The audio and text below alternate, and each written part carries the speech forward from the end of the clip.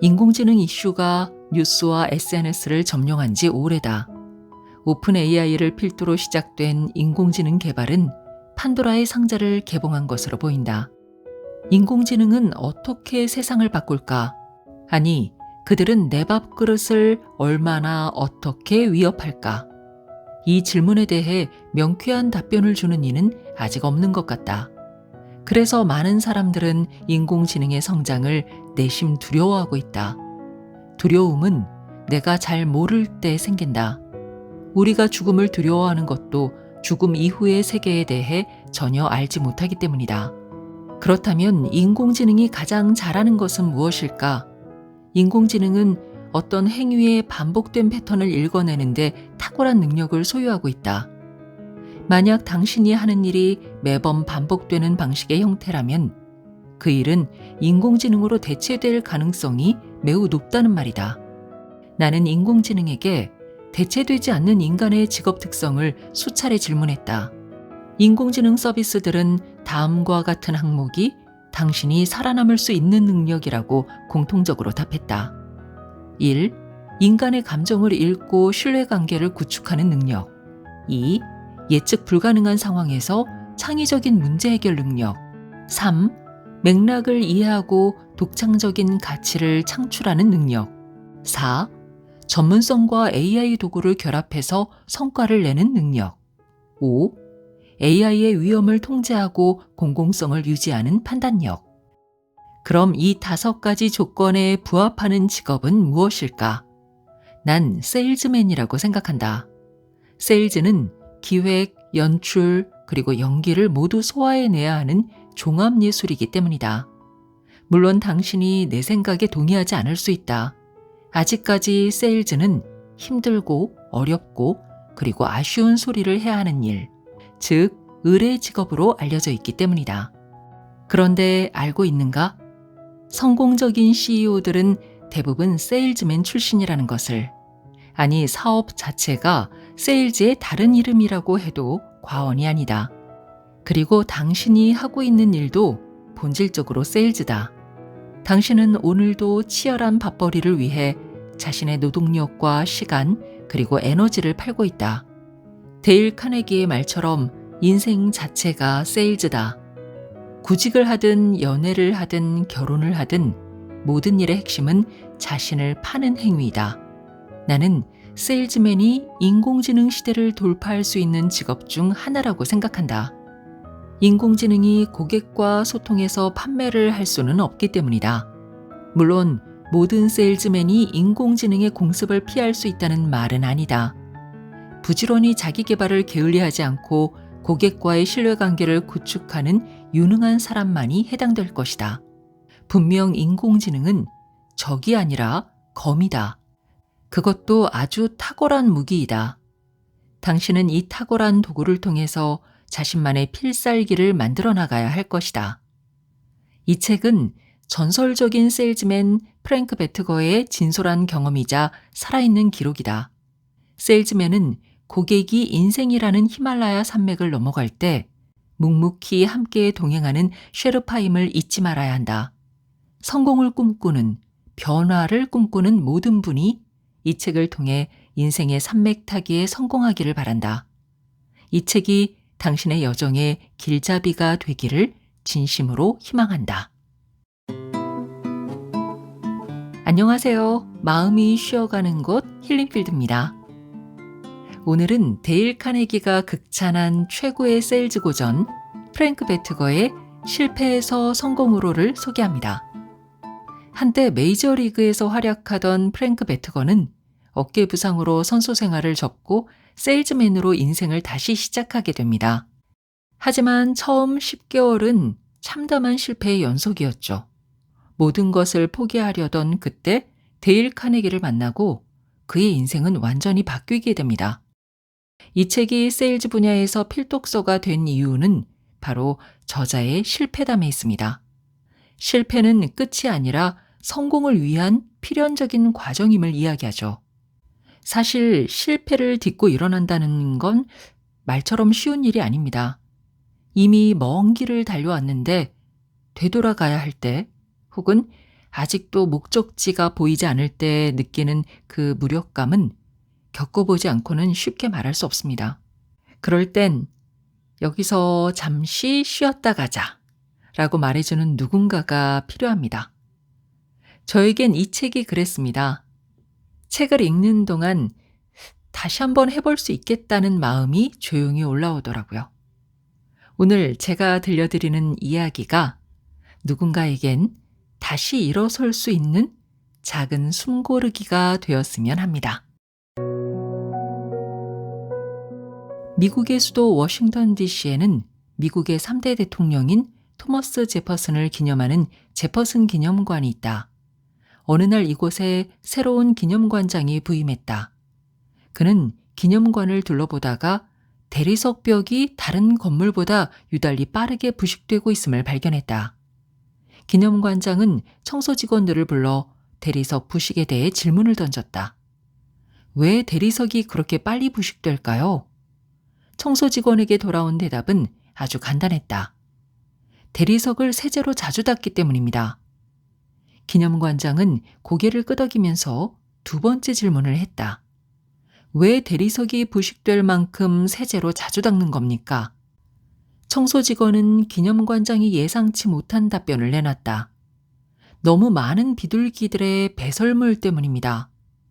만약 당신이 기념관장이라면 지금까지의 정보를 갖고 어떠한 조치를 취할 것인가? 범인은 분명하다. 제퍼슨 기념관의 대리석 벽을 망치는 원흉은 바로 비둘기다. 사람마다 다양한 해결 방안을 제시할 것이다. 어떤 이는 그물망을 통해서 비둘기 접근을 방지하거나 비둘기의 천적을 활용하자고 할 수도 있을 것이다. 또한 대리석 부식을 막는 새로운 세제를 찾거나 신제품 개발을 제안할 수도 있을 것이다. 그것이 근본적인 해결책일까? 하지만 기념관장은 그렇게 하지 않았다. 다시 세 번째 질문을 연속적으로 던졌다. 왜 기념관에는 비둘기가 많은 걸까요? 기념관에 비둘기의 먹이인 거미가 많기 때문입니다. 기념관장은 질문을 멈추지 않았다. 다시 네 번째 질문을 했다. 왜 하필 기념관에 거미가 많을까요? 그 이유는 거미들의 먹이인 나방이 많이 오기 때문입니다. 기념관장은 다섯 번째 질문을 던졌다. 왜 나방은 유독 제퍼슨 기념관으로 날아드는 겁니까? 청소 직원은 고개를 갸웃거리며 나방이 많이 날아오는 이유를 대답하지 못했다. 기념관장은 나방이 왜 저녁에 몰려드는지 전 직원들에게 원인 파악을 지시했다. 오래지 않아 해답은 그 얼굴을 드러냈다. 나방들은 제퍼슨 기념관의 전등불빛을 보고 모여들었던 것이다. 대리석 부식의 근본 원인은 비둘기가 아니라 바로 불빛이었던 것이다. 기념관장은 건물 관리인에게 다음과 같이 지시했다. 주위 다른 건물보다 2시간 늦게 전등을 켤 것. 그 이후로 기념관에는 나방도 거미도 비둘기도 찾아들지 않았다. 기념관의 대리석 벽은 더 이상 부식되지 않았다. 기념관장의 해결 방법에 대해 어떻게 생각하는가? 이러한 문제 해결 방법을 5Y 분석법이라고 한다. 이 기법은 문제를 해결하기 위해 사용하는 대표적인 방법론이다. 회사에서 제품의 불량 문제를 해결하거나 자사 서비스의 문제점을 해결하기 위해 사용하는 창의적 해결법이기도 하다. 여기서 중요한 것은 왜라는 질문의 횟수가 절대 아니라는 사실이다. 3번이든 5번이든 7번이든 질문의 숫자가 핵심이 아니다. 바로 어떤 문제가 발생했을 때 해답을 찾을 때까지 연속적 질문을 던져야 한다는 사실이다. 저자 프랭크 베트거는 세일즈할 때 끊임없이 왜라는 질문을 던졌다. 자신의 문제를 찾기 위해서 그리고 고객의 니즈를 찾기 위해서 말이다. 그는 왜라는 질문을 계속해서 던짐으로써 문제의 근원에 가깝게 다가갔다. 그리고 결국 해답을 찾아냈다. 왜라는 의문사보다 강력한 단어는 없을 것이다. 지금 성과에 어려움을 겪고 있는가? 높은 장애물로 갈 길을 잃었는가? 그렇다면 잠시 시간을 내서 왜라는 질문을 던져보라. 당신은 해답을 찾을 수 있을 것이다. 어느 아름다운 토요일 오후였다. 3만 5천 명의 야구 팬들이 필라델피아 10회 야구장을 꽉 채우고 있었다. 베이스에는 2명의 주자가 있었다. 이 위기의 순간에 위대한 왼손잡이 투수 밥 그로브가 구원 등판했다. 그는 홈런 타자 베이브 루스를 단지 볼 3개로 스트라이크 아웃시켰다. 위대한 홈런 타자는 관중의 거친 욕설과 야유를 받으며 타석에서 물러나야만 했다. 하지만 그는 침착한 미소를 지으며 관중석을 향해 모자를 벗어 정중하게 경의를 표한 다음 조용히 대기실로 향했다. 8회 말 보스턴 레드삭스는 뉴욕 양키스에 3대1로 지고 있었다. 투아웃 주자 만루의 중요한 상황이었다. 그때 레드삭스의 베이브 루스가 배트를 어깨에 메고 타석에 들어섰다. 경기장은 관중의 응원과 야유가 뒤섞여 그야말로 흥분의 도가니였다. 양키스 팬들은 투수 그로브에게 다 함께 소리쳤다. 그로브 아웃시켜버려! 투수 그로브의 눈빛은 자신이 무엇을 해야 하는지 정확히 알고 있었다.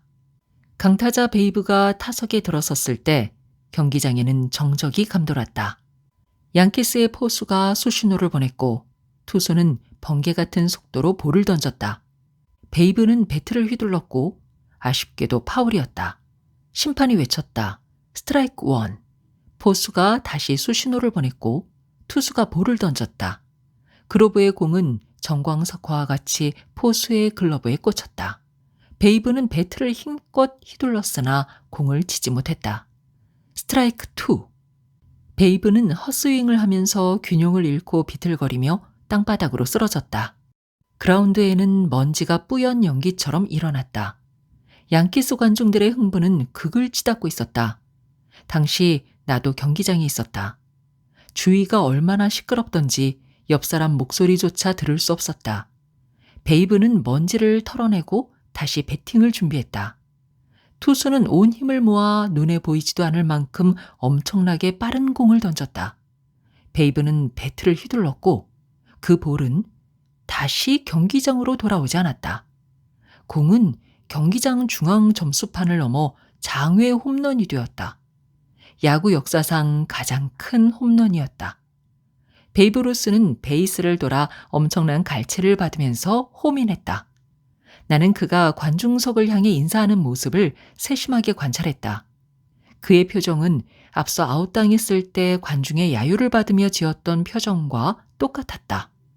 경기가 끝난 후 베이브 루스는 기자와의 인터뷰에서 다음과 같이 말했다. 베이브, 슬럼프에 빠졌을 때는 어떻게 합니까? 저는 계속 배팅 연습을 합니다. 다른 사람에게 적용되는 대수의 법칙이 나에게도 적용될 것을 알고 있습니다. 한 경기에서 2-3번 스트라이크 아웃을 당하거나 일주일 내내 안타를 치지 못한다고 해서 왜 걱정을 해야 합니까? 걱정은 투수들의 몫입니다. 그들은 머지않아 시련을 맞을 테니까요.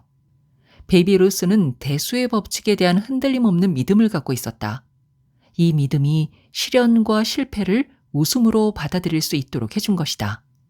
이 확신이 최고의 인기와 보수를 받는 선수, 그리고 역사상 가장 위대한 승부사로 만들었다.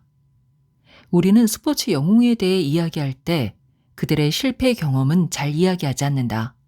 베이브 루스는 851번의 홈런을 친 불멸의 타자로 기억되고 있다. 반면에 대중들이 잊고 있는 사실이 있다. 그는 역사상 가장 많은 스트라이크 아웃을 당한 선수였다. 무려 1330회였다.